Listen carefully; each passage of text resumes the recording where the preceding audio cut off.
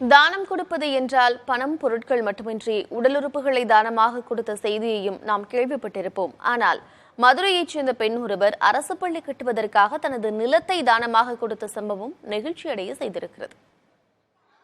பள்ளிக்கு கட்டடம் கட்டிக் கொள்வதற்காக 7 கோடி ரூபாய் மதிப்பிலான தனது 1.52 ஏக்கர் நிலத்தை தானமாக வழங்கியுள்ளார் இந்த பாசக்கார தாய்.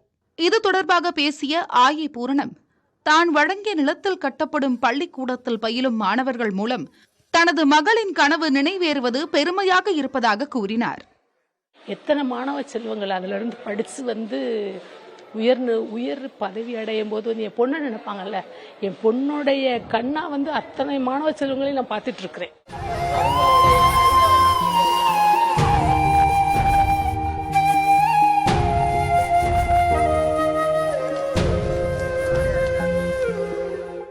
அரசு பள்ளிக்கு 4 கோடி ரூபாய் மதிப்பிலான நிலத்தை தானமாக வழங்கிய கொடை வள்ளலான ஆயி பூரணத்திற்கு கிராம மக்கள் சார்பில் பாராட்டு விழா நடத்தப்பட்டது. விழாவின் போது பள்ளி மாணவ மாணவிகளுக்கு அவர் செய்து வரும் உதவிகள் மற்றும் நற்செயலை பலரும் பாராட்டினர்.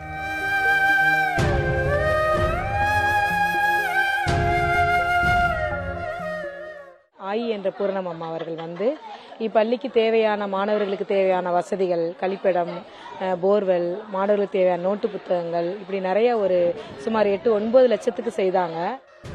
பள்ளி வளாகத்திற்கு ஜனனி நினைவு வளாகம் என பெயர் சூட்ட வேண்டும் என்று கோரிக்கை விடுத்துள்ள பாசக்கார தாய் ஆயி பூரணம், இது மகளின் கனவை நிறைவேற்ற ஒரு வழியாக இருக்கும் என்று நெகிழ்ச்சியுடன் கூறினார். ஆயி பூரணம் செய்த நிலக்கொடை தொடர்பான செய்தி அறிந்த மதுரை நாடாளுமன்ற உறுப்பினர் சு வெங்கடேசன் அவர் பணியாற்றி வரும் வங்கிக்கு நேரடியாக சென்று பாராட்டி கௌரவப்படுத்தினார். புதிய தலைமுறைக்காக செய்தியாளர் சுபாஷ்.